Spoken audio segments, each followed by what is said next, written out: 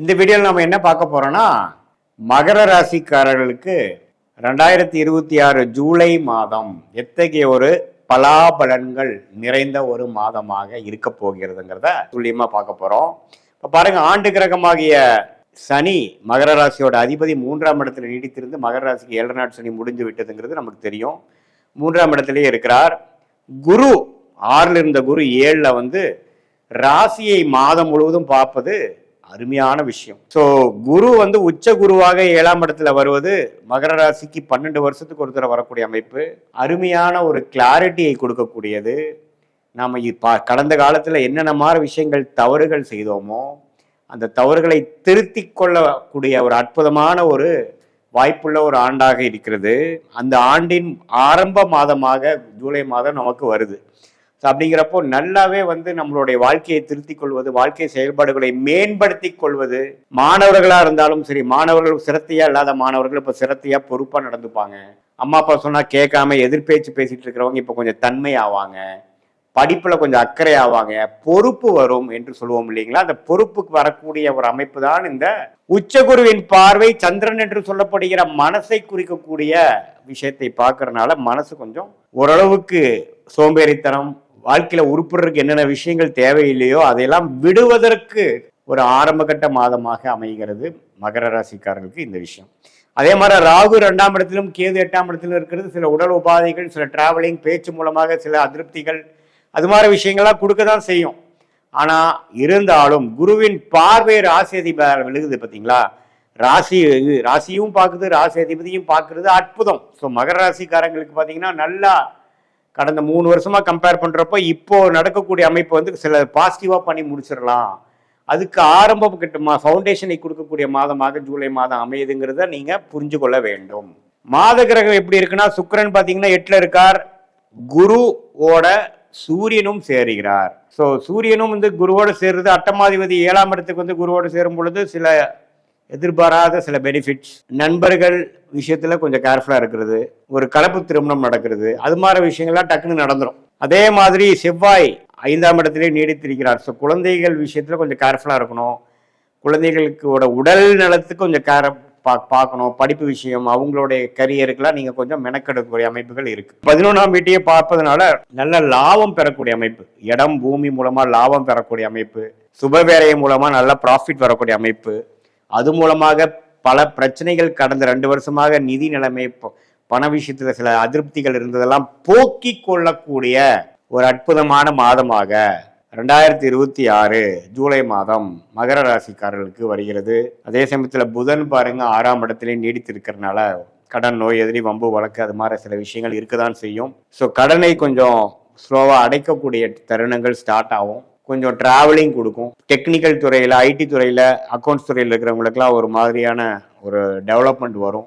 இது மாதிரியான விஷயங்கள்லாம் உள்ளடக்கிய ஒரு அற்புதமான ஒரு மாதமாக மகர ராசிக்காரர்களுக்கு 2026 ஜூலை மாதம் வருகிறது. ஸோ இது கோச்சார் அமைப்புல நல்ல ஒரு பெனிஃபிட்டுங்க.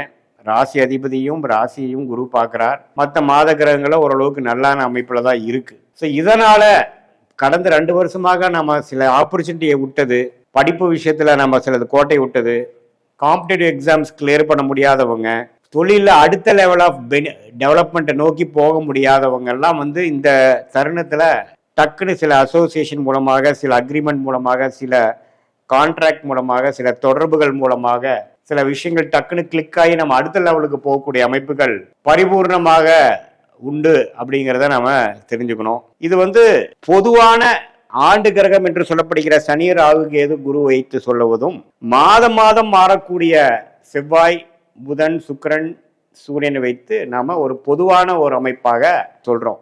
ஆனா துல்லியமாக நம்ம பார்க்கணும்னா, நீங்க பிறந்த தேதி, பிறந்த நேரம், பிறந்த உரை வைத்து வரக்கூடிய உங்களுடைய திருக்கணித பஞ்சாங்கம் பிரகாரம் உங்க ஜாதகத்தை போட்டு நம்ம அப்பாயின்மெண்ட்ல நம்மளுடைய பாஸ்ட் லைஃப் உங்களுக்கு எப்படி இருந்ததுங்கிறத சிங்க் பண்ணி, அதே மாதிரி இப்போ இமீடியட் பாஸ்ட் எப்படி இருந்தது, இப்போ ப்ரெசென்ட் என்ன வாழ்க்கையில நடந்து கொண்டு இருக்கிறது, அடுத்து வரக்கூடிய ஷார்ட் டேர்ம் எப்படி இருக்கு, அடுத்து வரக்கூடிய லாங் டேர்ம் எப்படி இருக்குதுங்கிறதெல்லாம் சயின்டிபிக் வேதிக் அஸ்ட்ராலஜி முறையில நீங்க எந்த லக்னத்துல பிறந்தீங்க, ஒரு கிரகம் என்னென்ன டிகிரியில இருக்குதுங்கிறதை துல்லியமாக கணிச்சு, எந்த லக்னாதிபதி எப்படி இருக்கிறார், இப்ப நடக்கக்கூடிய தசைகள் அந்த லக்னத்துக்கு யோகரா இருக்காரா, எது மாதிரி ஆதிபத்தியத்தை கொடுக்கிற மாதிரி ஒரு அமைப்பா போயிட்டு இருக்கு, எந்த நட்சத்திரத்துல பிறந்தீங்க, அந்த கிரக அமைப்புகள் எப்படி உங்க ஜாதகத்துல இருக்கு, ஸ்தானபலம் திக்பலம் எப்படி இருக்கு, எந்த கிரகம் யோகமான அமைப்புல இருக்கு, எந்த கிரகத்துல இருக்கக்கூடிய துறையில நீங்க போனீங்கன்னா விசேஷமா ஜெயிக்க முடியும், எளிதா ஜெயிக்க முடியும், எந்த நேரத்தில் நமக்கு நல்ல நேரம் வருது அப்படிங்கிறதெல்லாம் நம்ம சயின்டிபிக் வேதிக் அஸ்ட்ராலஜி முறையில துல்லியமான முறையில நம்ம பார்த்து எந்தவித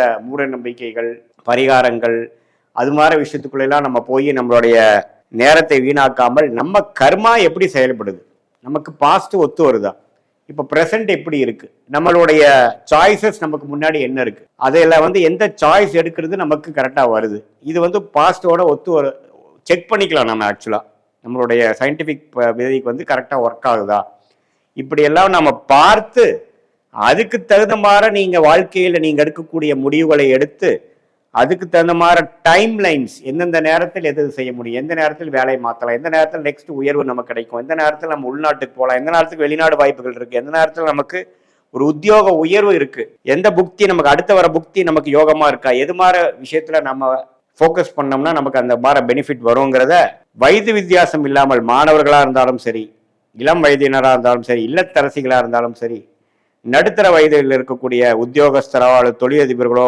பெரும் முதலீட்டாளர்களாக இருந்தாலும் சீனியர் சிட்டிசனாக இருந்தாலும் அவங்களோட வாழ்க்கையில் வரக்கூடிய அன்றாட வாழ்க்கையில் நடக்கக்கூடிய முடிவுகளை, முக்கியமான முடிவுகளை எந்த தருணத்தில் நம்ம எடுக்கலாம், அது வச்சு நம்மளுடைய வாழ்க்கையில் இன்னைக்கு செய்யக்கூடிய வேலைகளை அதுக்கு தகுந்த மாதிரி நம்ம அலைன் பண்ணிட்டோம்னா தேவையற்ற பண விரயங்கள், தேவையற்ற செயல் விரயங்கள், சமய விரயங்கள்லாம் தவிர்த்து நம்மளுடைய கர்மாவை நம்மளுடைய தெரிந்து கொண்டு அதுக்கு தகுந்த மாதிரி வாழ்க்கையில நம்மளுடைய அன்றாட வாழ்க்கை பர்சனல் லைஃபா இருந்தாலும் சரி, ப்ரொஃபஷனல் லைஃபா இருந்தாலும் சரி, அதுக்கு தகுந்த மாதிரி நம்ம அலைன் பண்ணிட்டு வாழ்க்கையில திட்டமிட்டு நம்ம செயல்படும் பொழுது நிறைய நம்ம மிஸ்டேக்ஸ் பண்றோம், தேவையற்ற விஷயங்களை பண்ணி மாட்டிக்கிறோம். ஒரு தப்புக்கும் நம்ம என்ன பண்ண வேண்டியதா இருக்கு, விலை கொடுக்க வேண்டியதா இருக்கு. அது என்ன மாதிரி விலை, நான் டைம் வேஸ்ட் 2 years வாழ்க்கையில போயிருச்சு சாமி, அல்லது இவ்வளவு பணம் நஷ்டம் ஆயிடுச்சு, இது தேவையற்ற மன உளைச்சல்ல போய் முடிஞ்சது அப்படிங்கிற மாதிரி விஷயங்கள்லாம் நடக்குது இல்லைங்களா. அதெல்லாம் ஃபியூச்சர்ல நம்ம தவிர்த்து நம்மளுடைய கர்மா என்ன அப்படிங்கிறதை தெரிந்து அதுக்கு தகுந்த மாதிரி வாழ்க்கையில நம்ம முடிவுகளை எடுத்து, அது படிப்பு விஷயமா இருந்தாலும் சரி, காதல் விஷயமா இருந்தாலும் சரி, திருமண விஷயமா இருந்தாலும் சரி, குழந்தை பேரு விஷயமா இருந்தாலும் சரி, எந்த துறை தேர்ந்தெடுக்கிறதா இருந்தாலும் சரி, வெளிநாடு உள்நாடு எது மாதிரி விஷயத்துல போகலாம், தொழில போகலாமா, வேலையில போகலாமா, எப்போ நம்ம ஆரம்பிக்கலாம், அது மாதிரி விஷயங்களா இருந்தாலும் சரி, உடல்நல கோளாறுகள் எப்போ சரியாகும், எப்போ எது மாதிரி விஷயங்களை நம்ம கேர்ஃபுல்லாக இருக்கணும், எப்படி இருக்கு நம்மளுடைய ருணச்சத்ருபாவம் எப்படி இருக்கு, வம்பு வழக்குகள்லாம் எப்படி இருக்கு, அதையெல்லாம் எப்போ தீரும், நமக்கு பூர்வீக சொத்து வருமா, நம்மளுடைய பிராப்தங்கள் எப்படி இருக்கு, எந்த நேரத்தில் நம்ம டக்குன்னு நெக்ஸ்ட் லெவலுக்கு போவோம், எப்போ கடன்களை அடைப்போம் அப்படிங்கிற மாதிரி ஒரு வயதினருக்கும் தகுந்த வாழ்க்கையில் இருக்கக்கூடிய சேலஞ்சஸ், முடிவெடுக்க முடியாத தருணங்கள், எந்தெந்த மாதிரி நேரத்தில் எது பண்றது நல்லது, நம்மளுடைய தசா புக்தி அந்தர சூக்ஷ்மத்தை எப்படி பார்க்குறோம். தசைங்கிறது வருட கணக்கில், புக்திங்கிறது 3 வருடம் 2 வருடம் அப்படிங்கிற மாதிரி, புக்தி அந்தரங்கிறது 4 மாதம் 6 மாதங்கிற மாதிரி, சூக்ஷ்மங்கிறது வாரக்கணக்கில். ஸோ இதெல்லாம் பிரித்து பார்த்து ஒரு விஷயமும் உங்கள் ஜாதகத்தில் எப்படி இருக்கு, பாஸ்ட் மேட்ச் ஆகுதா அப்படிங்கிறதெல்லாம் தெரிந்து கொண்டு அதுக்கு தகுந்த மாதிரி வாழ்க்கை முடிவுகளை நீங்கள் எடுக்குமேயானால் கண்டிப்பாக சயின்டிபிக் வேதிக் அஸ்ட்ராலஜி முறையில் தீர்க்கமான சில முடிவுகள் கிளாரிட்டி மூலமாக எடுத்து அதுக்கு தகுந்த மாதிரி பலன்களை எளிதில் வாழ்க்கையில் பெற்று வாழ்க்கையில் வெற்றி பெற முடியும் என்று சொல்ல விரும்புகிறேன். மீண்டும் மற்றொரு காணொளியில் சந்திப்போம். நன்றி, வணக்கம்.